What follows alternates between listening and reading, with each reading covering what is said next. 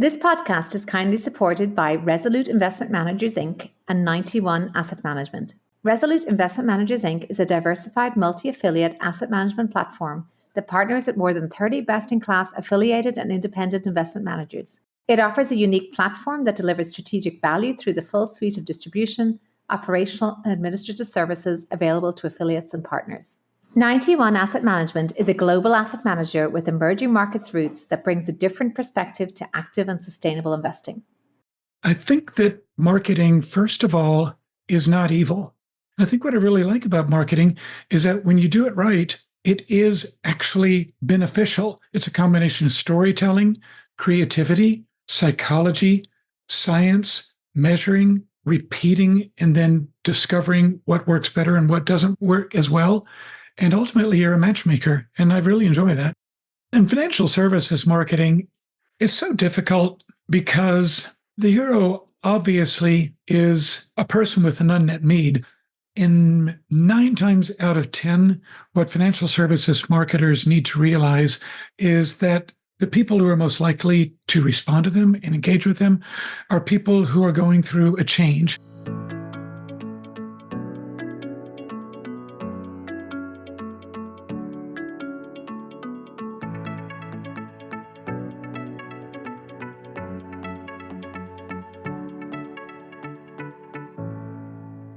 I'm Aoife Devitt, and welcome to the 50 Faces podcast, a podcast committed to revealing the richness and diversity of the world of investment by focusing on its people and their stories. I'm joined today by Rick Weissinger, who is Chief Marketing and Communications Officer at Moneta and a veteran of financial services marketing. He previously held roles at Brightworth and Craneware. Welcome, Rick. Thanks for joining me today. It's good to see you, Aoife, and thank you for having me. Well, we've had the pleasure of working together now for over a year at Moneta, and I've always been intrigued by the evident joy and fascination that you derive from marketing and communication. And I wanted to take this opportunity to tap into some of that so that you can share some of your wisdom with all of us and maybe get us to see the world through a bit of a marketing lens. So that's the goal here, no pressure, but I look forward to having a chat. But let's start with your background. So, I know that you have an interest as a musician. It wasn't always marketing that drove you. Can you talk us through your background, where you grew up, and your early interests? Well, I haven't changed a lot over the years. I realized that coming into this is that where I started is sort of where I ended up. I actually grew up in Florida, of all places. And as a kid, I was always interested in the same things I'm by and large interested in now, which was art, music, writing, and the outdoors. And since then, I've really honed in on those and continued to be active in all of those ever since. And as far as how in the world I ended up down the path of marketing, it really is, to enter it the way I entered it, at least, it was the combination of art and music and writing and just communication, because I loved writing, I loved talking, I loved making art. And I really sort of stumbled into it. When I first went to university, I had no idea what I was going to do. And I still remember it was my freshman year. For some reason, I think I was in a business class, and we went to an ad agency. And I think I was dimly aware that ad agencies existed. I mean, I knew somebody had to do Campbell soup cans besides Andy Warhol. And so we went to an agency, and I got talking to the art director. And I said, "So what is it exactly you did?" And he described it. I don't remember how he described it, but it was fascinating and compelling. And I said, because I was a very rude 18-year-old, I said, "So you can actually make a living doing this?" He said, "Yeah, if you're good at it, you can make 6 figures." I just thought, that's the job for me. And from then on, there was just no turning back. That's what I wanted to do. Well, I can certainly see it traces to the creative instincts and communication, and it's a really the wide open landscape of what you could do. But you say you're a self-confessed kind of marketing geek or marketing nerd. I'm not sure how you describe geeking out in it. What is it that you love about marketing today? I think my view of it might come across as a little Pollyanna-ish, but I think that marketing, first of all, is not evil. I think that people tend to think of it, well, to rewind a little bit, at a previous position, I was vice president of corporate marketing, and I've always joked that those are the 3 most disliked phrases in all of corporate America. You're from corporate, you're vice president, and you do marketing. I mean, it's just the trifecta of horribleness. But I feel like marketing genuinely should be a form of matchmaking. I'm sure that there are people who will look at marketing as something that can be coercive or manipulative, but I really feel like it is connecting an unmet need with a valuable service or product. I'm looking around me right now, and on the other side of my computer screen, you alluded earlier to music, I see a guitar. I never would have found this guitar if it hadn't been marketed effectively. I absolutely love it. It's a strange brand name. It's not easy to find, but I found it because it was marketed well. It was marketed to a likely buyer. They told a compelling story. It wasn't all about the features, but it was more about the story of the people who made the guitar and the care that they put into it. That resonated with me. They targeted me very, very effectively, and it spurred me to action. And I think what I really like about marketing is that when you do it right, it is actually beneficial. It's a combination of storytelling, creativity, psychology, science, measuring, repeating, and then discovering what works better and what doesn't work as well. And ultimately, you're a matchmaker. And I really enjoy that. It's really interesting, that perspective, and it ties very well. We're going to talk about some of your values in marketing, but I want to just sort of put a flag on something to come back to later around this distinction between wants and needs. And obviously, a lot of marketing is around things people do not need, and perhaps the role it can have in reinforcing biases, etc., or simply unrealistic representations of, say, the human form. I think that comes back to, and I'll warn you and the listeners already, that I'm not the biggest Star Wars geek, but they're the most wonderful metaphors imaginable because they're so universal for many deep reasons. I think George Lucas was a genius with this, but it can be a force for good and it can also really be a force for evil. I mean, I do see that all the time.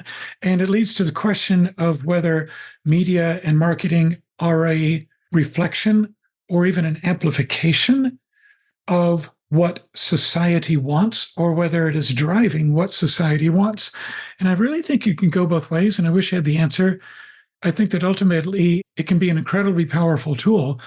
And it's like almost any tool, the way it's wielded and what you achieve with it is based on the people using it. I think that if you find somebody with, I would say, questionable morality, they can use marketing to do terrible things, to prey on people's insecurities.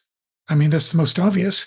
It's been said over and over again, and I think it's been demonstrated through research that people are more likely to respond to a marketing message that threatens their happiness and their status quo more than a marketing message that promises them a potential better future. I personally don't do that because of the ethics and because the companies with whom I've chosen to work don't do battle in those sorts of arenas. But my brother is an attorney, for example. He can use that for good and he can use that for evil.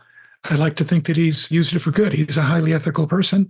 But I mean, it's like you buy a shovel, you can use that to dig a garden and plant vegetables, or you can use it to whack somebody over the head. But unfortunately, I think it's ultimately a moral question, and that marketing is the tool, but marketing itself is largely agnostic. It's a people problem. With much power comes much responsibility. I suppose when you think about Right. that in terms of the market, the power of the marketer, and building on that into some other of your maybe core values around marketing. And an example of what I'm getting at, if, for example, we had Maggie Lowry here, who was previously at Hootsuite. She was on one of our series, and she cautions against random acts of marketing. Around that marketing had to be joined up, it had to be intentional and linked to a mission or corporate values. How any other values approach or beliefs you have besides some of what we've already discussed? Well, I love the random acts of marketing. I steal that quote all the time myself. Again, at the risk of sounding a little Pollyanna-ish, the core value for me is that it's always about the buyer or the consumer.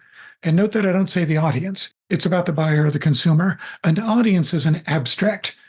It's simply a way of putting together some data points to put together something like a buyer persona that's very, very general. But at the end of the day, if you can't find some genuine empathy, some core, I don't want to say need, but a core way in which you can benefit your consumers, then you're going to have a very, very difficult time marketing, because what people do all the time, and we've all seen it, and we've all been in organizations who've done it. And I know people who've watched themselves do it and they know they're doing it wrong, but they can't help themselves, is that you reach for communicating about yourself. You start talking about your own greatness, your own features. It's either your credentials or the number of customers you have or the number of calculations you can do per second or the price difference. Those are all ultimately valuable, but that's by and large noise in the minds of the consumer, because what the buyer has is that they would like to have a better life. Ultimately, you have to realize I'd like to have a better life. And if you're working at a company that stands for something a little bit more than just extracting money from your buyers, then you know that you can improve somebody's life. And so you need to continually remind yourself and focused on that. And the second, I think, biggest, I don't know if it's value, it's somewhere between a value and a tactic that I would say has to follow that, is that once you understand how you can improve somebody's life, you then have to understand their story and tell their story.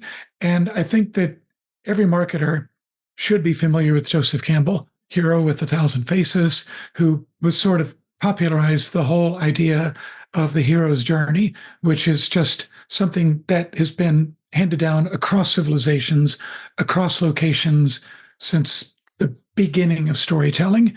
And it's always very similar. There's a hero, he has a challenge or a quest that has to be overcome. They can't do it on their own, whoever this hero is, whether it's a group or an individual.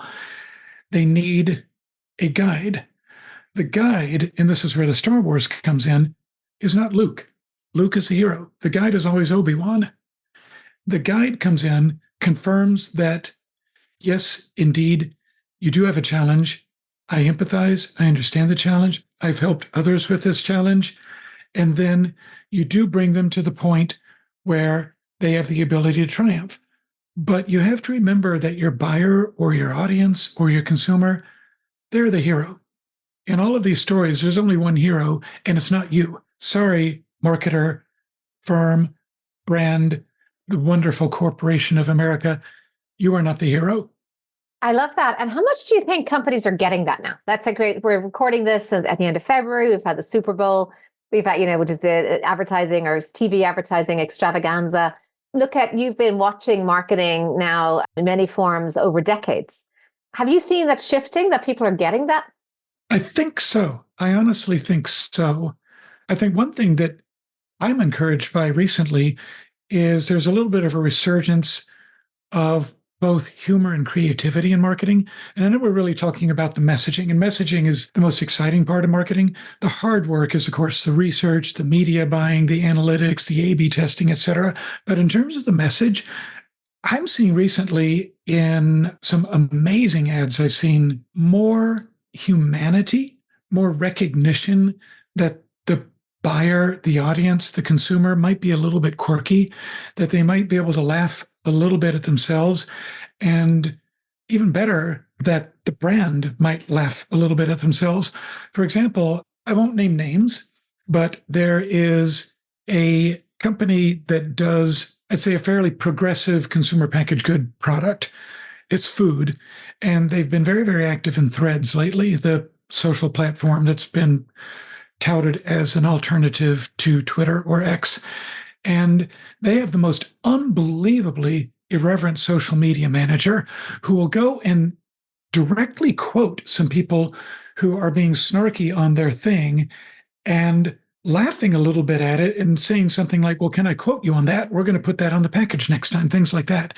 I mean, they're absolutely hilarious. And what I love about it is that by not taking, I won't say they're not taking their brand seriously, but the brand itself understands that they have to have some humor, some humanity, and they're gaining incredible traction in social media by doing that.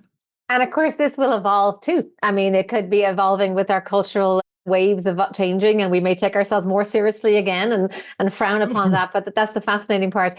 And translating that now into financial services marketing, because not only is that another area that you geek out about, but you're very good at, and you are giving a keynote speech at various events, and look forward to all of that.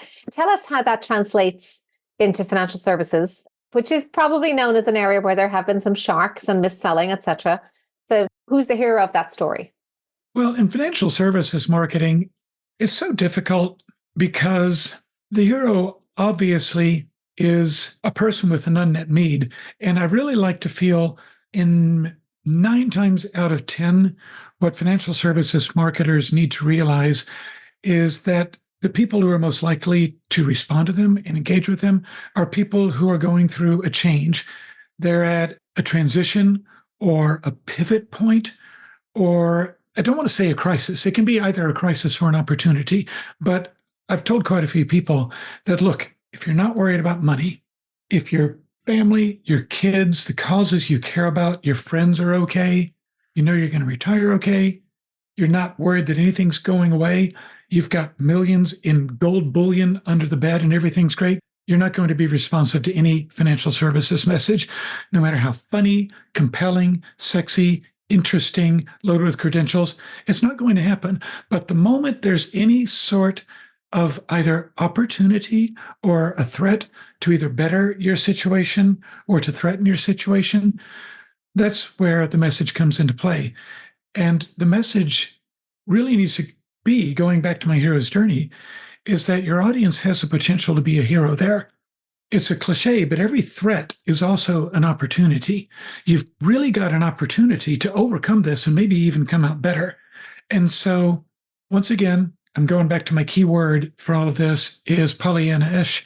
But I really believe that by offering the potential to look at both an opportunity and a threat as simply two different varieties of opportunities and come out better, you can do that.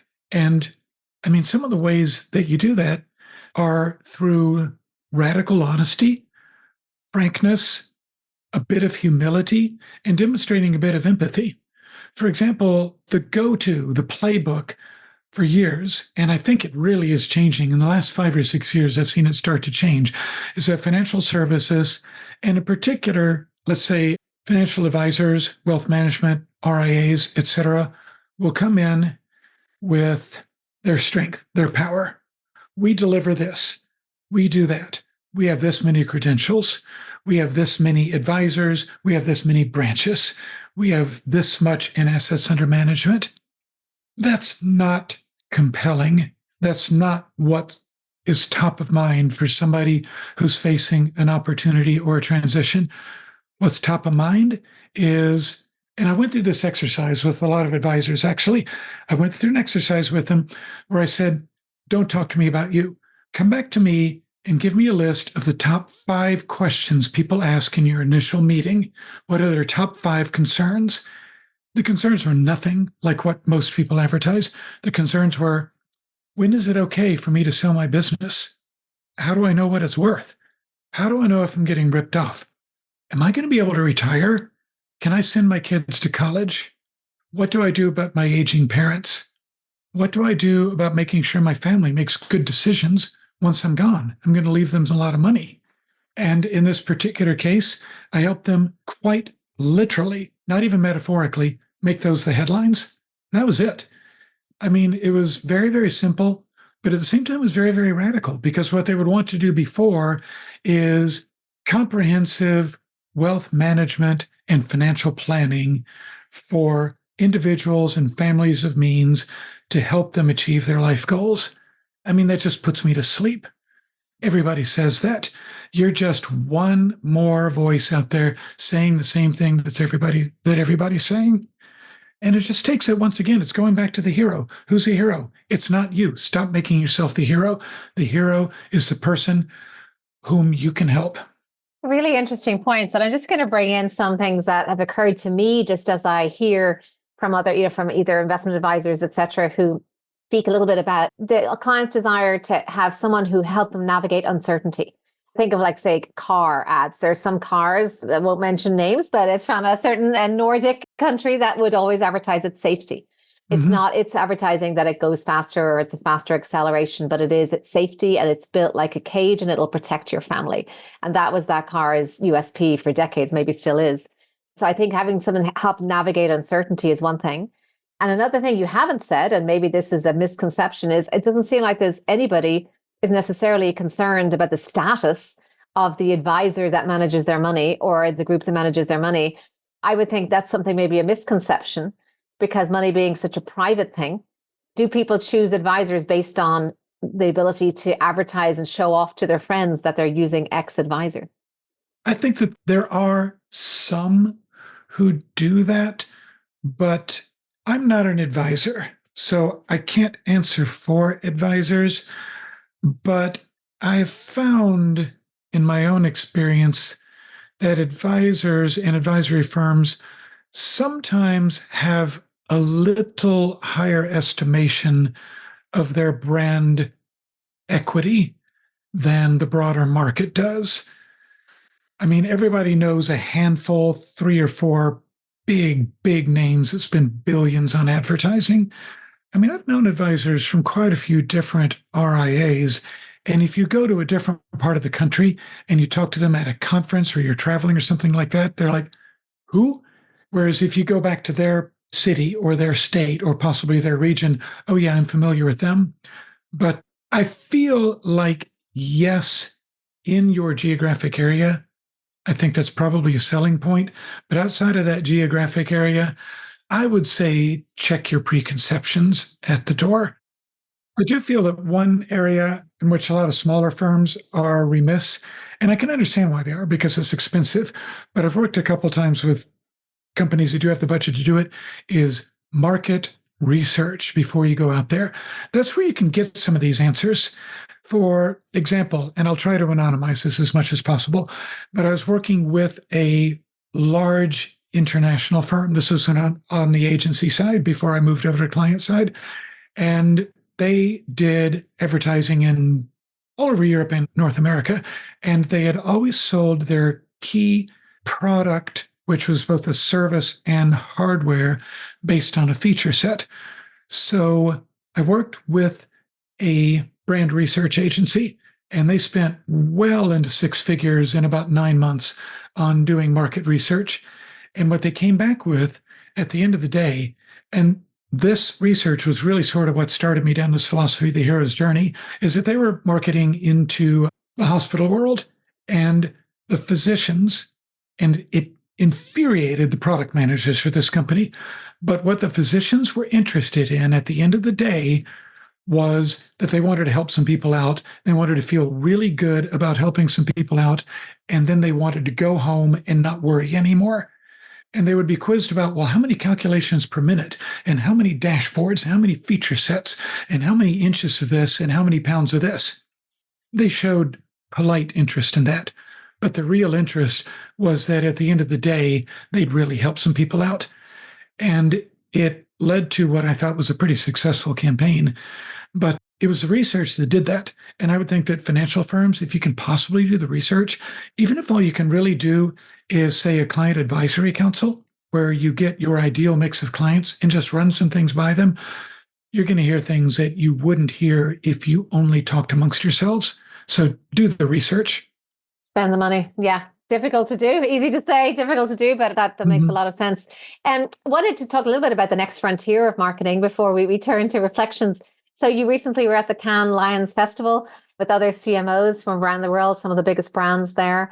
I'd love to know what you perceive as being on the next frontier of marketing, and maybe we can touch on the role of social media marketing here too. As I recall, there were really three major topics at Cannes. And of course, the world in general moves so fast that those may not be the same topics at the next Cannes in June. The first was performance marketing versus brand marketing, which I find very, very interesting. The second that everybody was talking about was AI. I don't even want to address that. It is in such flux. Trust me, on my home computer, not my work computer. I have every imaginable AI tool. I'm making disturbing videos and strange essays and all of that just to get into it. I'm digging into it. I'm going to leave that for the next generation to figure out. But the third, and this one, I actually pulled up some notes because my memory is not good enough to remember this. Absolutely fascinating was that it was the impact of businesses that stand for something bigger than themselves.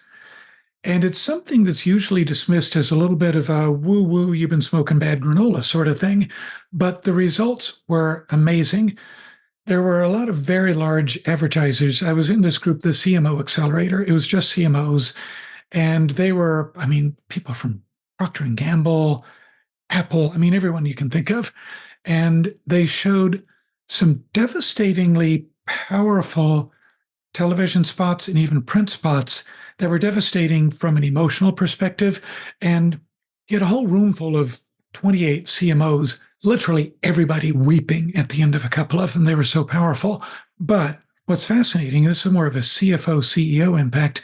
Bain and Company did a study of firms that in their marketing and communication adhered to 7, and I'm sorry, I can't quote them, but they were tenets of ESG principles. And the ones that marketed and communicated with the highest adherence to these ESG principles reported 5 times the growth of those who were in the bottom 20% of adhering to those principles.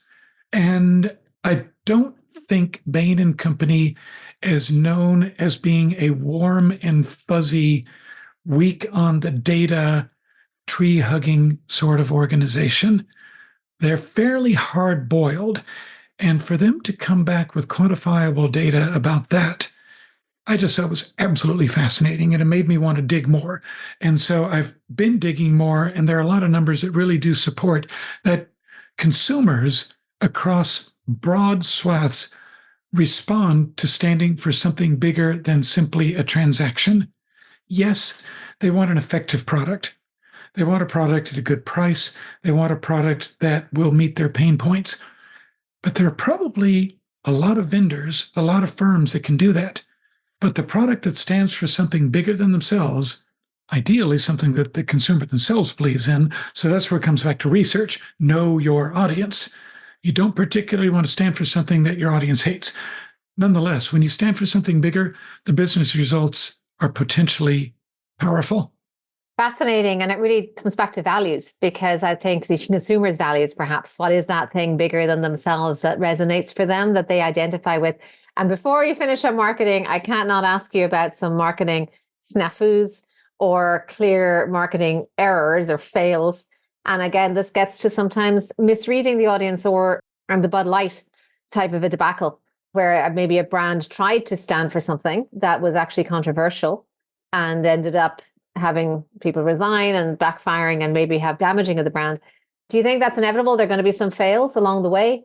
Is there anything that maybe could have been done better in some of these obvious brand errors? I don't want to throw a lot of shade at the marketing team at Bud Light. They've had an amazing track record over the years. That was one that I won't even say in hindsight. I would even say in foresight, you could have looked at that one. And in my opinion, and again, I don't think I'm probably going to get the CMO job for AB InBev anytime soon.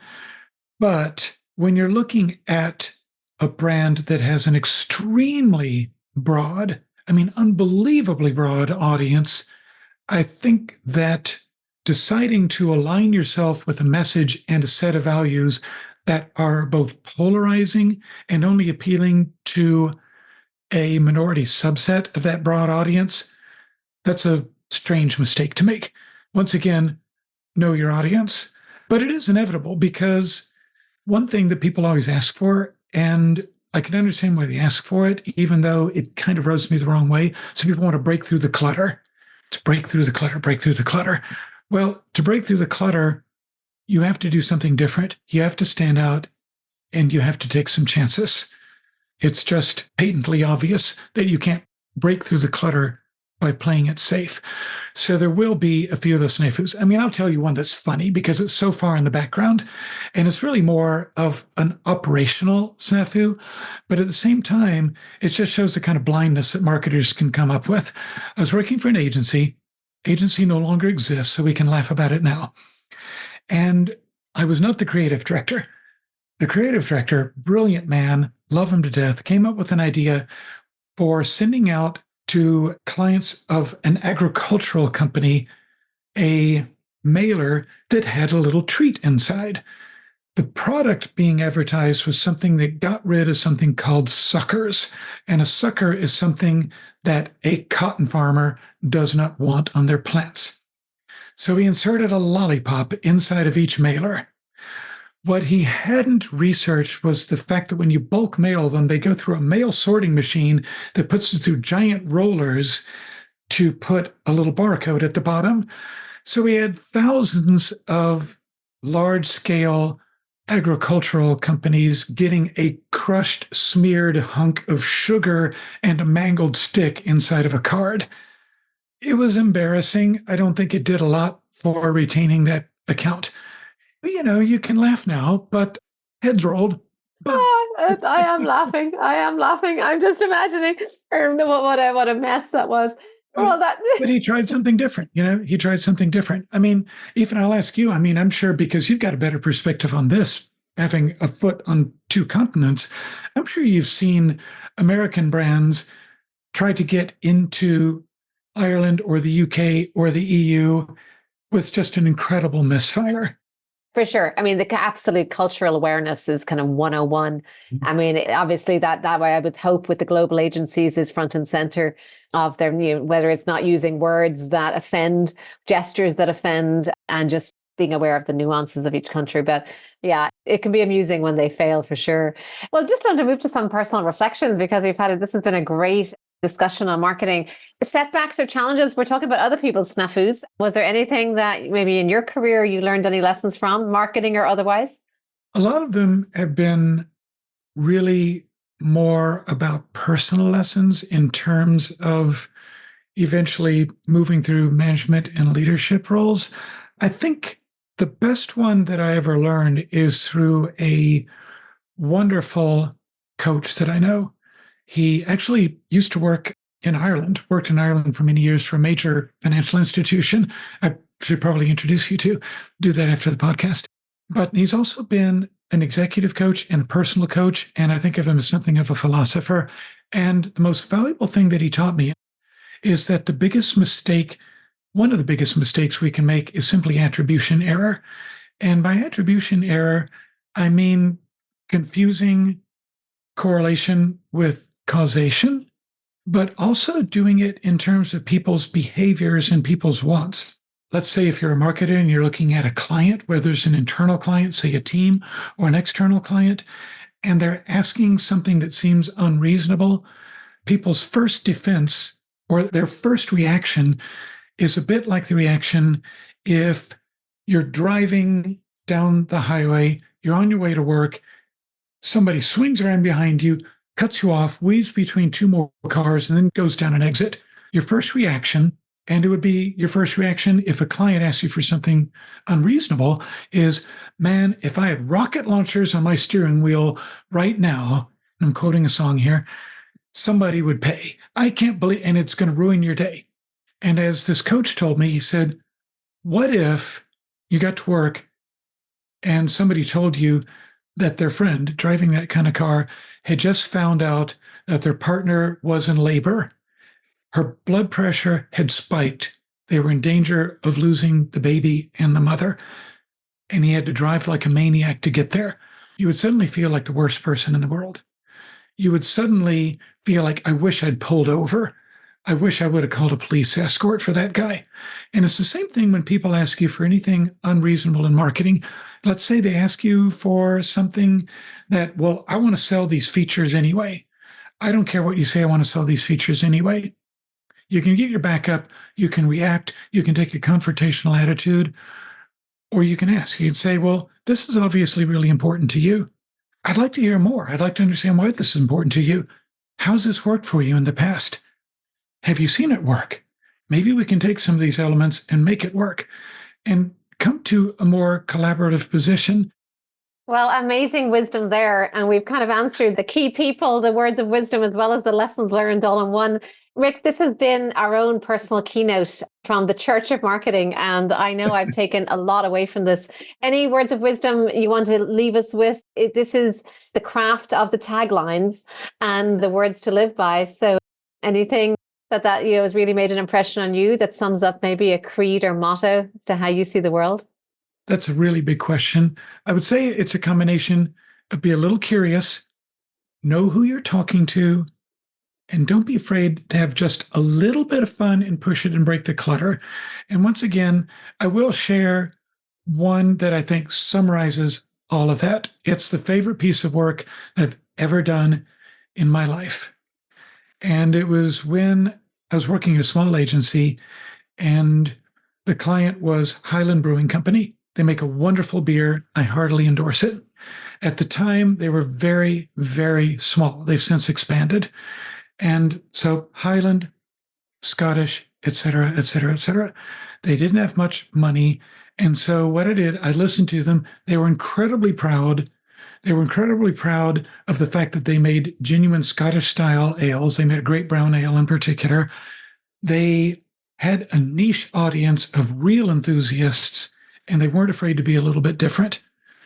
So what I ended up doing was that I made a poster, and it showed 5 guys at a urinal. 4 of them are wearing gray suits. You only see them from behind, cropped from shoulder down to knees. One of them, toward the middle, is wearing a kilt and he's holding bagpipes. The tagline was just a wee bit different. And it was fun. It was direct. It was honest. I listened to them, and hats off to them, or tam o'shanters off to them, or whatever. They weren't afraid to do something a little daring, a little different. Unlike Bud Light, I think they really, really knew their audience. They could get away with something crazy, and it worked. Wonderful. Well, you've taken us on a tour from the era of Mad Men right into a men's urinal. So I think that's probably a good place to bring it to an end. Thank you so much, Rick. This has been a pleasure to chat with you. Thanks for coming here and sharing some of your wisdom with us. Well, thank you, Ethan. It's always a pleasure. I'm Ethan Devitt. Thank you for listening to the 50 Faces podcast. If you liked what you heard and would like to tune in to hear more inspiring professionals and their stories, please subscribe on Apple Podcasts or wherever you get your podcasts. This podcast is for informational purposes only and should not be construed as investment advice, and all views are personal and should not be attributed to the organizations and affiliations of the host or any guest.